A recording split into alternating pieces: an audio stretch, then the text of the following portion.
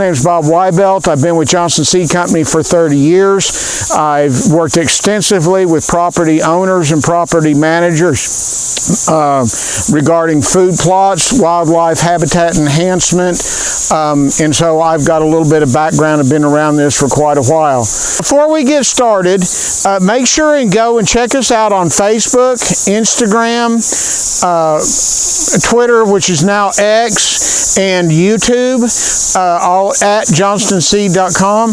And then also check out our website, www.johnstonseed.com, where we have a full offering of our products and also information. And also, if you have further questions about your specific situations, you can contact us through that website, and we'll be happy to try to address any individual concerns or questions you might have. So let's go on and get into it. We're going to talk a little bit about basic food plots, or what I call Food Plot 101. When it comes to food plots, there's basically two basic types of food plot: a warm season plot or a cool season plot. Warm season plot, we're standing in a warm season plot here. This happens to be our Trophy Magnet Summer Annual Plot Mix, which is a mixture of soybeans, cowpeas, millets, sorghums, and is really good diverse plot mix for use on a variety of soils. It's very adaptable to different soil types, drought hardy and heat tolerant, and it will attract a variety of wildlife.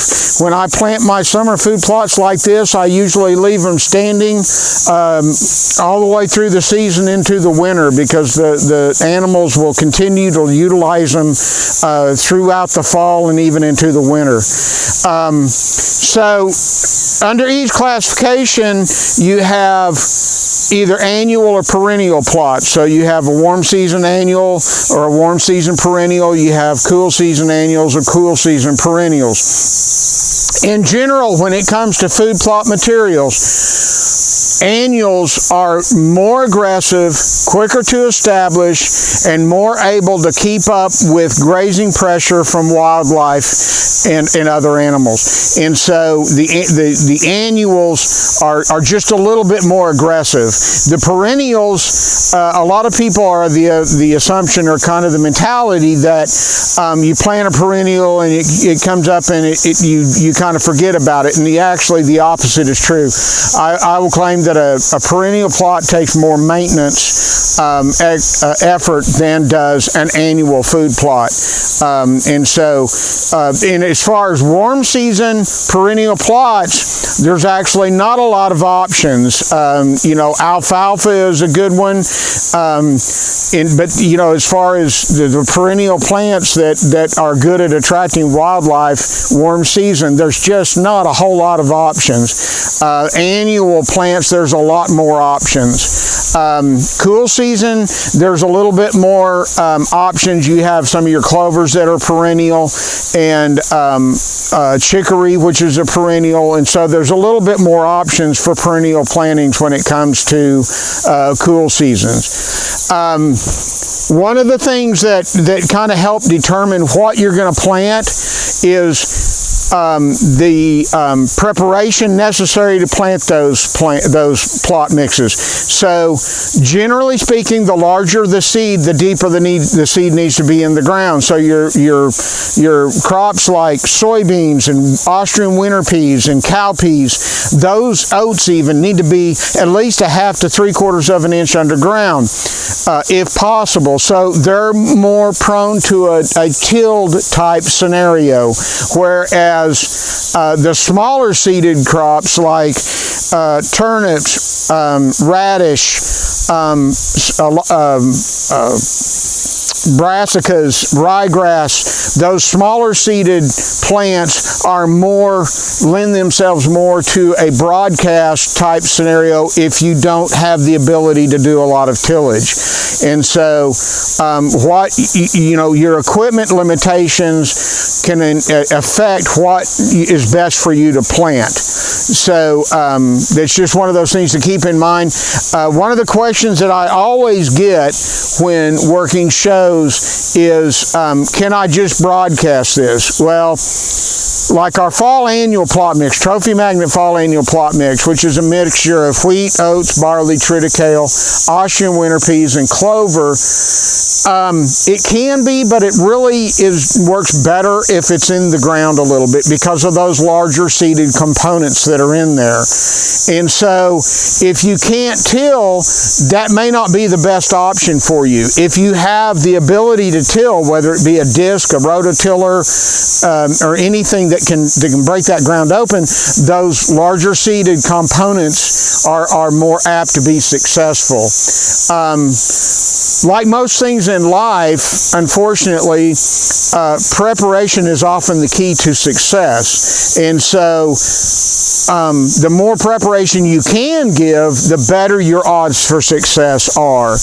Obviously, there's those scenarios where there's not a lot of options or not a lot of opportunity to till the ground and work the ground and do a lot of preparation, but there are ways around that. You can mow, spray a non-selective herbicide like glyphosate, and then broadcast a product like we have a product called Quick Plot, which is a mixture of ryegrass, brassicas, and clover, which is prone or applicable for an overseeding type scenario. The other thing, when it comes to food plots, picking a spot can often be critical.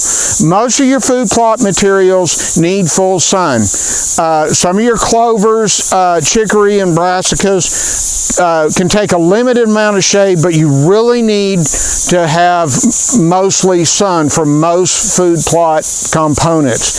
And so pick your spots based on the ability to have sunlight. Soil types are important. So we're looking for, obviously, the best quality soil that you can get to and work up and have an opportunity to place a plot.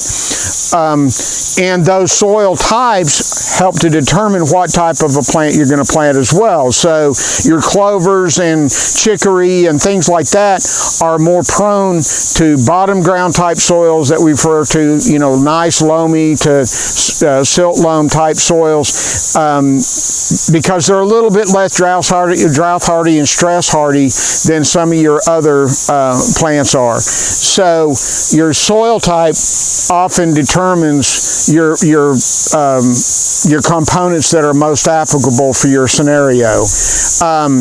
Another thing to consider is area size. A lot of people don't realize how big an acre actually is. It's 43,560 square feet, which is 208 feet by 208 feet.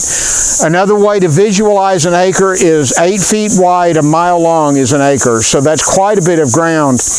And when you get really small food plots, the wildlife pressure, the grazing pressure can wipe out those plants as fast as they come out. And so I recommend a plot size of 2 to 5 acres if you can do so, because that gives you enough area to hopefully keep up with what grazing pressure you might have. And again, as far as site selection, your equipment limitations also influence where those areas are going to be most applicable to plant a food plot.